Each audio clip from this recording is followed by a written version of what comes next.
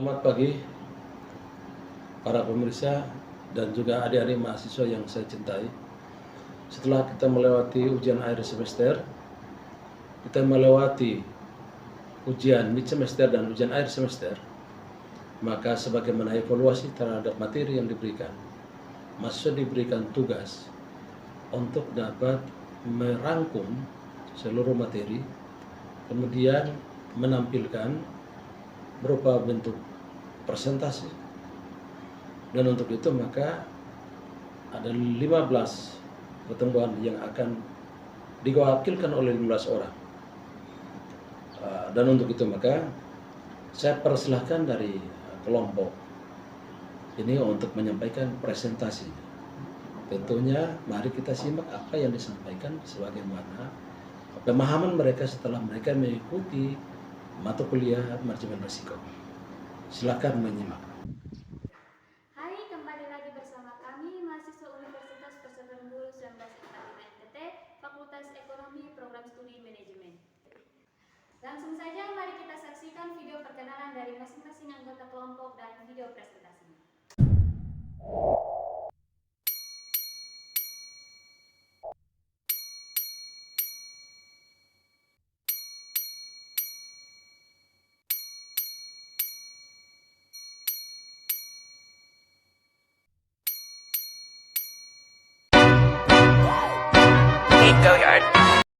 Subpokok pembahasan yang pertama, perspektif manajemen risiko. Di sini terbagi atas dua bagian. Yang pertama, perspektif jangka pendek, di mana di dalam sudut pandang ini kita melihat sebuah risiko yang terjadi saat ini dan akan berdampak pada waktu yang tidak terlalu lama. Pada perspektif jangka pendek, hal-hal yang biasanya menjadi fokus utama adalah bagaimana kita memanajemen sebuah risiko untuk menyelesaikan masalah-masalah yang ada sehingga kebutuhan sebuah proyek dapat dipenuhi segera mungkin. Misalnya minggu ini kemajuan proyek harus sudah selesai 80%, bagaimana pimpinan proyek dan tim dapat memenuhi tingkat tersebut. Perspektif jangka panjang, di mana di dalam sudut pandang ini melihat risiko di luar dan perspektif jangka pendek. Perspektif jangka panjang, hal-hal yang biasanya menjadi fokus adalah dampak yang terjadi di masa yang akan datang pada waktu yang relatif lebih lama dibandingkan dengan perspektif jangka pendek. Misalnya, apa yang harus kita lakukan hari ini agar kita dapat memastikan bahwa proyek yang kita kerjakan tepat waktu, tidak melebihi budget yang disediakan dan penggunaan puas. Subpokok pembahasan yang kedua, hubungan manajemen risiko dengan fungsi-fungsi lain di dalam perusahaan. Manajemen risiko berkaitan erat dengan fungsi perusahaan lain, yaitu dengan fungsi accounting, keuangan, marketing, produksi, personalian, energi, dan maintenance. Karena bagian-bagian itu tidak ada yang menciptakan risiko dan yang menjalankan sebagai fungsi manajemen risiko. Yang pertama, hubungan dengan fungsi accounting. Bagian accounting menjalankan kegiatan manajemen risiko yang penting, yaitu yang pertama, mengurangi kesempatan pegawai melakukan penggelapan dengan jalan melakukan internal control dan internal audit. Yang kedua, melalui rekening aset bagian accounting mengidentifikasikan dan mengukur ekspor kerugian terhadap harta. Melalui penilaian rekening seperti rekening piutang, bagian accounting mengukur risiko piutang dan mengalokasikan cadangan dan eksposur kerugian penting. Hubungan dengan fungsi keuangan, bagian keuangan melakukan banyak penetapan yang mempengaruhi manajemen risiko. Terdapat 3 bagian, yaitu yang pertama, manajemen risiko biasanya bawahan direktur keuangan. Yang kedua, bagian keuangan menganalisis pengaruh turunnya profit dan cash flow. Karena menurut profit biasa menghalangi tujuan perusahaan, maka kegiatan seperti itu juga tercantum dalam program manajemen risiko. Yang ketiga, dalam menetapkan apakah perusahaan akan membeli peralatan yang mahal atau gedung baru, maka manajer finansial seharusnya mempertimbangkan risiko murni yang tercipta karena tindakan itu.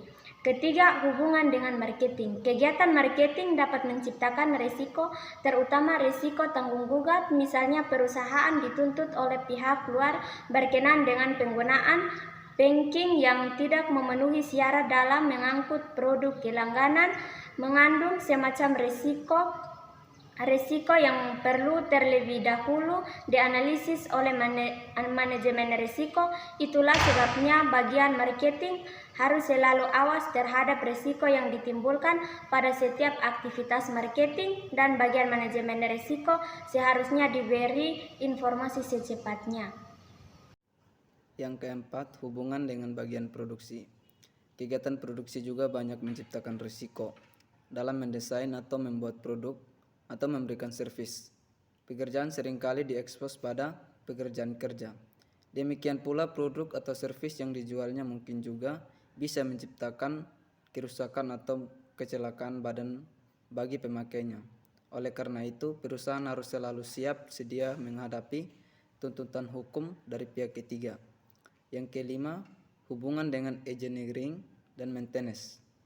Bagian bertanggung jawab untuk desain pabrik, maintenance, dan melaksanakan fungsi perawatan gedung, pabrik, dan peralatan, yang semuanya sangat vital untuk mencegah, mengurangi frekuensi dan keparahan kerugian. Yang keenam, hubungan dengan bagian personalia. Bagian personalia mempunyai banyak bertanggung jawab bidang risiko. Contoh yang paling jelas adalah perencanaan, instalasi, dan administrasi program-program kesejahteraan pegawai bagian personalia. Biasanya bertugas mengadakan perundingan dengan serikat kerja, menetapkan hal dan kewajiban serta kesejahteraan. Sedangkan manajemen risiko menseleksi asuransi dan merunding penutupan asuransi, manajer aspek finansial daripada program atau penanggung risiko. Ketiga, objektif manajemen risiko. Risiko biasanya didefinisikan sebagai kejadian yang merugikan atau kemungkinan hasil yang diperoleh menyimpang dari yang diharapkan. Risiko bisa dikelompokkan ke dalam risiko murni, yaitu risiko dengan kemungkinan kerugian tetapi kemungkinan keuntungan tidak ada. Dan risiko spekulatif, yaitu risiko di mana kita mengharapkan terjadinya kerugian dan juga keuntungan. Di samping kategorisasi murni dan spekulatif, risiko juga bisa dibedakan antara risiko dinamis yang muncul dari perubahan kondisi tertentu atau perubahan kondisi masyarakat, perubahan teknologi yang dapat memunculkan jenis-jenis risiko baru, dan risiko statis yang muncul dari kondisi keseimbangan tertentu. Secara praktis, risiko tidak berubah dari waktu ke waktu. Risiko juga bisa dikelompokkan ke dalam risiko subjektif, risiko yang berkaitan dengan persepsi seseorang terhadap risiko, dan risiko objektif, risiko yang didasarkan pada observasi parameter yang objektif. Ada beberapa definisi dari manajemen risiko organisasi atau perusahaan pada umumnya. Di antaranya, yang pertama, manajemen risiko adalah seperangkat kebijakan prosedur yang lengkap yang dipunyai organisasi untuk mengelola, memonitor, dan mengendalikan eksposur organisasi terhadap risiko. Yang kedua, enterprise risk management adalah kerangka yang komprehensif terintegrasi untuk mengelola risiko kredit, risiko pasar, modal ekonomis, transfer risiko, dan untuk memaksimumkan nilai perusahaan.